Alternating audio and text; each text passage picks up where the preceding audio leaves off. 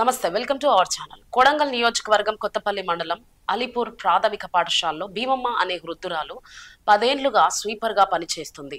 భీమమ్మకు 3 నెలలుగా జీతం ఇవ్వకుండా పెండింగ్ లో పెట్టారు. 4 నెలల క్రితం భీమమ్మ కోడలు చనిపోయింది. దీంతో ఆర్థిక ఇబ్బందులతో ఉన్నామని నెలకు 3000 జీతాన్ని ఇవ్వకుండా ఆపితే తాము ఎలా బ్రతకాలని భీమమ్మ కొడుకు ఎల్లయ్య పాఠశాల హెచ్ఎం కు ఫిర్యాదు చేశాడు.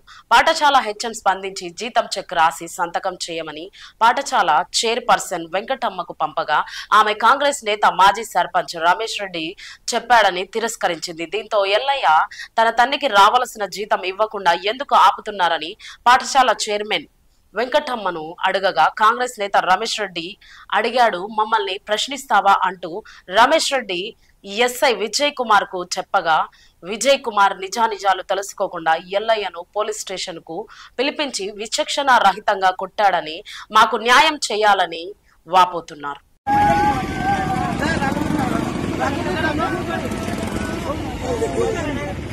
వ్యక్తి మన మీద 3 ఏళ్ళ కొద్దిగా పగవచ్చింది సార్. ఇదే దేశంలో 15 దినాల కింద కేసులు అయ్యి మా పల్లెలకు తాకలాట పెట్టి మా పానాలు తీయడానికి సిద్ధమయ్యి ఆయన ఈ రోజు కుటుంబపూర్వకంగా జరుగుతున్నారు సార్. ఎన్ని దినాలు ఉన్నా మా పానం తీయడానికి ఆయన సిద్ధం ఉన్నారు సార్. ఆయన రాజ్యం ఈ రోజు ఉందని చెప్పి ఆయన సారోళ్ళను పంపించి మమ్మల్ని అరెస్ట్ చేసి ఇష్టం వచ్చిన కొట్టిపిస్తున్నారు సార్. ఇది విషయం జరిగింది.